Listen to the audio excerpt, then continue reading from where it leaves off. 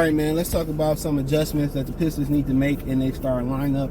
Seen an article say that the Pistons need to shake up their starting lineup, and they absolutely do. Now, I don't know what's the timeline that Monty got to say if this don't work.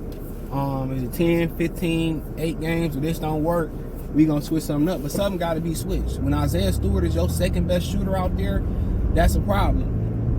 And in my video, I was saying in the Pistons-Pelicans game reaction, I was talking about how I was talking to a guy at the gym, you know, and he played against Isaiah Thomas and Magic Johnson back in the day and guys like that. So he's an historian. He's an old school head. He was saying, well, Cade Cunningham, he can't be the best player on your team and lead y'all to the playoffs. And I disagree with that.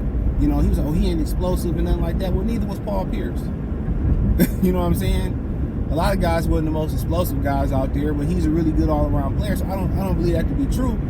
My thing is this, and I think a lot of people don't really watch the games like that. You know, nice Corvette too, a yellow one. Thought it was a Camaro at first, but hey, same company. But obviously different cars. Check out Detroit Pistons Talk playlist, thumbs up the video, share, and subscribe to the channel. My thing is, when you know, of course you're gonna take 30 shots and shoot bad when it's just you. When defense can hone in on you, and you're the only guy that's capable of shooting and scoring on the field. Come on, they don't have to respect a Short Thompson jump shot. They don't have to respect Killian jump shot. They really don't have to respect Isaiah Stewart jump shot. So what they doing is, you know, Cade want to take 1 or 2. They can play Cade tight. Cade take 1 or 2 dribbles in for 10 to 15 feet. He taking a consistent shot. He gets to the rim. He get hacked. They not calling fouls. So he don't have that next respectable guy out there that can take pressure off of him. That's what Bojanovic is going to bring. You know, him and Bojanovic is going to be a dynamic scoring duo. You're going to see all his numbers go up when Bojanovic come back. Bojanovic can stretch the floor out. Bojanovic can cut. He can slash, finish at the rim, post up. He can do everything Cade can do. In some cases, do better. He can get his own shot.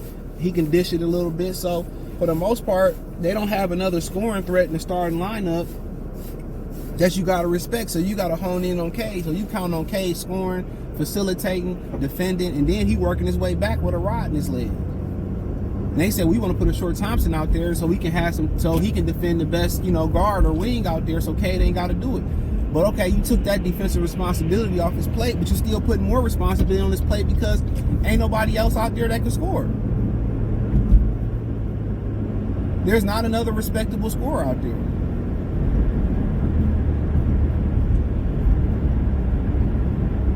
You know, there's not another respectable scorer out there. So now he doing more on the offensive end just as much as he would have did on the defensive end. So that's the problem.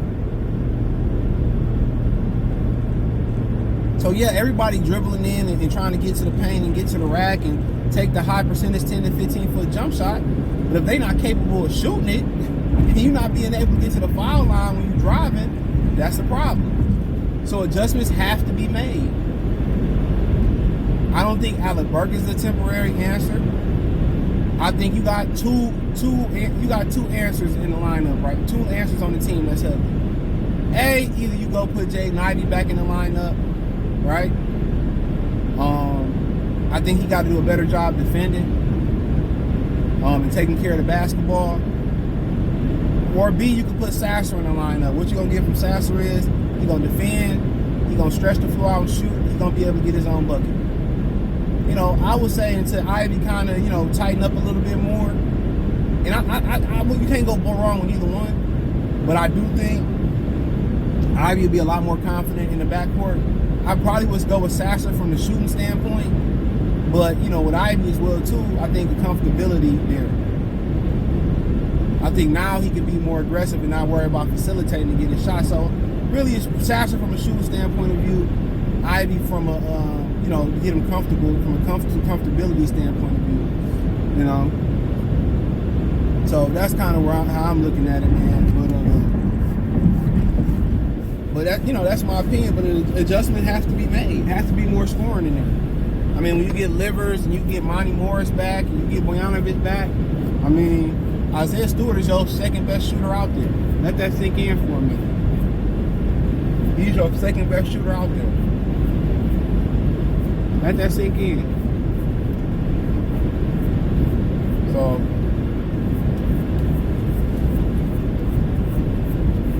that's something. I mean, I just sip on that for a minute. So I think there's got to be some changes and adjustments in that lineup. You got all the shooting on the bench, and maybe they waited for Joe Harris to warm up a little bit and knock the rust off. He provides some shooting in there, but I think Sasser and Ivy provides more, and Bojanovic provides more versatility too, where they can put the ball on the ground. You know, they can slash a little bit better, finish at the rack a little bit better. So I think from that standpoint of view, you need somebody else that can also score. Joe can just spot up and shoot it. You need more than a shooter out there, but a shooter will help on the wing. But I think the other options are better defensively and better well-rounded offensively, you know, for them. So they got to get that next scoring oomph in there. So, you know, adjustments have to be made, but, you know, who knows how long Monty wanted to take this experiment. But, you know, you don't want to get too far out of contention. You know what I'm saying?